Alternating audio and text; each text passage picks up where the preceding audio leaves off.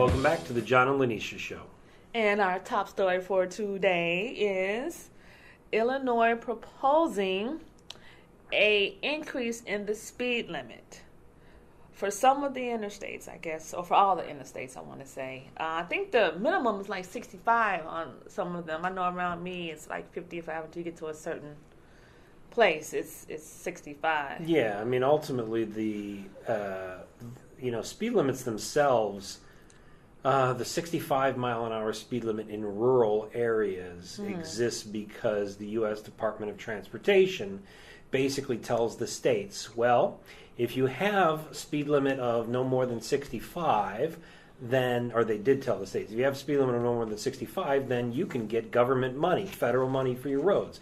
If you have unlimited speed limits or you have speed limits higher than that, then you get no money.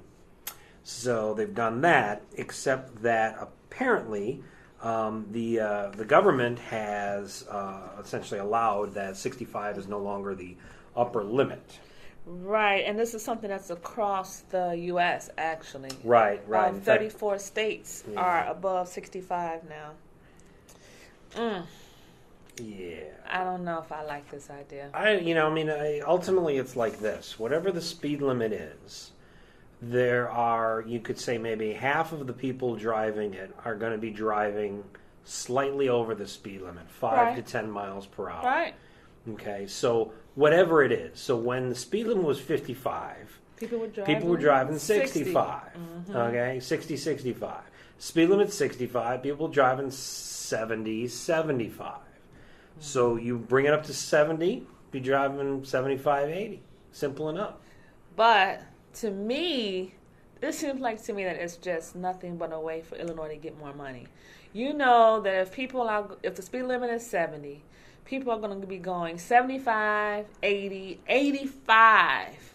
Right. You know? Right. Which means they're going to be pulling people over left and right and giving them tickets, which gives Illinois more money. You actually think that it has more to do with ticketing? I do. It's a Chicago thing more than anything. I don't think this is proposed for that. I think that whoever proposed it must just be a horrible, horrible, horrible politician who just wants to see more people die on the roads. I don't think it's that. No? No. Wait, they just want to bring... Who proposed it?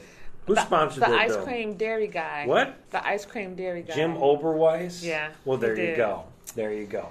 He once said he enjoyed it when people died. I'm pretty sure. Oh, that's really bad for you to say I could that. be wrong. I don't know. I'll have to look into that. I don't like this. I think the issue is we live in a fast-paced society.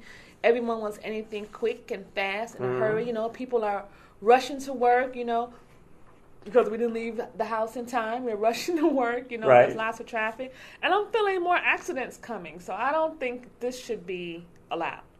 I think you should just keep it at 65. Yeah. There are so many accidents now. I mean, you can see now where Allstate and all the other auto insurance agencies will post and tell you how many accidents happen in a certain area.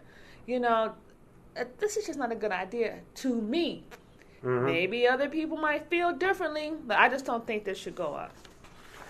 Yeah, I agree, if only because, the difference in 5 miles per hour, it's not like, part of what they're saying is like, so then trucking, they can get, drive faster and commerce will be fast and business will be faster and things like that. And it's kind of, at what price? Right. It's a price. People are already drinking and driving. We've seen so many times where people are going the wrong ways on the expressway, and you want to increase the speed limit? Bad idea. It is kind of silly because you look at it and you go, really? This is the most important thing that you need to do is to increase the damn speed limit?